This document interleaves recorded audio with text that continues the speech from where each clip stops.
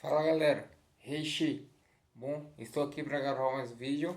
Hoje para falar um pouco da curiosidade dos animes, alguns pontos específicos. Bom, para começar, gostaria de falar de algumas coisas bem peculiares.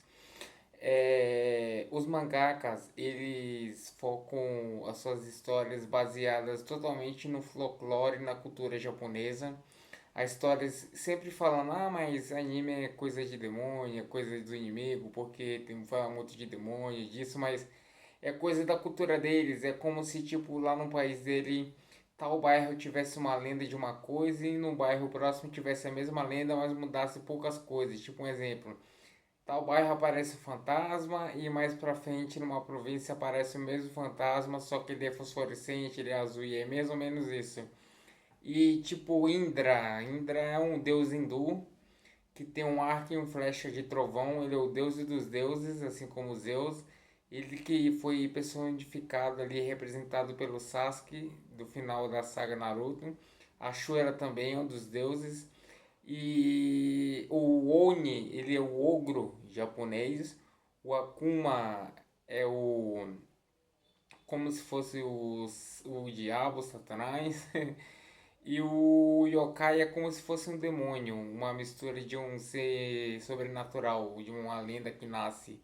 E é mais ou menos isso. E eles têm também uma cultura de muito peculiar de quando estiver falando de mal deles ou outra pessoa falando deles, eles têm um costume de espirrar. É uma tradição de uma cultura japonesa. Eu não sei muito bem como nasceu isso. Eu posso me aprofundar mais no assunto se esse vídeo ficar interessante. Mas eles têm muita coisas. O fato interessante também é o Maru e o Orochi, que aparece bastante nos animes. Maru é um termo comum para dar para nomenclatura de nomes. Vem tanto da era feudal até a era atual. E o Orochi é uma cobra. O Orochi, na verdade, é Yamato no Orochi, é uma lenda de uma cobra gigantesca, uma cobra dragão, na verdade, de 8 cabeças do tamanho de uma montanha gigantesca, como se fosse uma hidra, Yamata no Orochi, que ficava perto de um vale, de um riacho. E é isso, cara. E tem também a cultura de coelhos na lua. O que acontece? Eles acreditam, os japoneses, que na lua existem deuses coelhos. Existem deuses coelhos na lua. Olha que coisa curiosa, cara. Isso é muito engraçado, porque se for aqui ver na nossa cultura, em outros lugares tem lobisomem e tudo, mas é uma coisa interessante de acreditar que existe deuses coelhos na lua, no Japão. E é isso, para quem não sabe, o Japão é uma ilha muito pequena, mas bastante organizada. A meta deles de controlar o fluxo de pessoas é bem peculiar, é bem interessante. É um país bem respeitoso e tradicional. Eles tentam controlar quantos filhos o casal tem. Eles respeitam muito suas regras de trânsito e de mercado e de tudo. E é um país muito bem organizado. E o anime é um carro forte da cultura japonesa. E eu tô aqui com essa camisa maneiraça porque vim falar disso.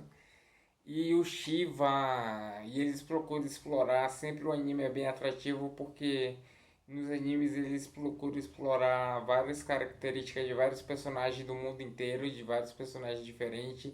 E eles pesquisam a tradição, a cultura, a técnica de artes marciais, a personalidade e introduzem tudo isso numa plenitude de um único universo para cada personagem se identificar com o telespectador ou vice-versa, o telespectador se identificar com o tipo de um personagem. Então, assim, o Naruto ele fez muito sucesso porque falando de ninjas, mas de um modo bem peculiar. E os japoneses também são bem gênios em dar diversidade. Eles criam o poder de um personagem que se fala, nossa, mas que poder tosco. Mas ao explorar esse poder se torna algo incrível. O Luffy, num propósito, ele foi criado para ser engraçado, para ser um personagem engraçado e ter lutas engraçadas. Só que ao decorrer, eu acho que como é o nome? Ai meu Deus, me fugiu agora a cabeça. Não é o Masashi Kishimoto no Naruto. É o Chichibuku. Eu acho que é esse Chichibuku. Ele explorou muito bem assim o método do Luffy. O Luffy é como o Goku, ele se destaca muito, ele parece uma proeza e um gênio em combate. Ele usa o poder dele às vezes meio engraçado, mas na maioria das vezes bem efetivo e bem com resultados bem efetivos e satisfatórios. Assim, ele consegue se adaptar no meio de uma luta, usar o poder dele, o rocket, o foguete, o metralhadora de borracha, o rifle, os glitches de que ele transforma seus membros em holoforte gigantesco. Isso é bem legal. O Gui que é meu preferido, que ele acelera a borracha, faz o sangue embolecer e acelerar para esquentar e fervecer e ficar bem rápido, que lembra bem um Kaioken. Então o Luffy ele se destaca porque ele é um gênio em combate, assim, na minha opinião. E eu estou gostando muito, galera, assim, sem querer dar spoiler, mas pelo arco, porque assim, se o Rob Lucy voltar, porque pra mim foi um divisor de águas. O Luffy ele era aquele personagem que ele pegava os capitães e os caras casca-grossas dos piratas e os outros da marinha que nunca tinham enfrentado nada e tipo arregaçava na mão. Só que quando chegou o Rob Lucy, ele viu que ele realmente ele não estava páreo. Se ele não treinasse e evoluísse suas técnicas, ele não conseguiria passar daquele ponto. E ali foi uma luta que ele se levou ao extremo.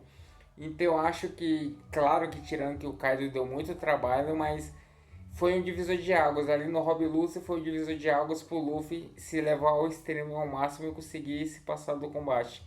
E eu acho que se o Rob Lucy voltasse para encerrar a história de One Piece, que foi o divisor de águas, seria muito interessante. É claro que lembrando que o Kaido deu muito trabalho, sem ajuda ele não teria conseguido e me lembrou muito a transformação do Super Saiyajin do Goku. Ali quando o Luffy foi derrotado, veio muito chama de protagonismo, mas veio a euforia da transformação e ele virou o combate. E é isso, galera. Eu espero que vocês tenham gostado. Eu falei um pouquinho, pouca coisa, assim, eu tenho muitas coisas para falar, muitas coisas mesmo. E eu vou ficar para um vídeo 2. Falou.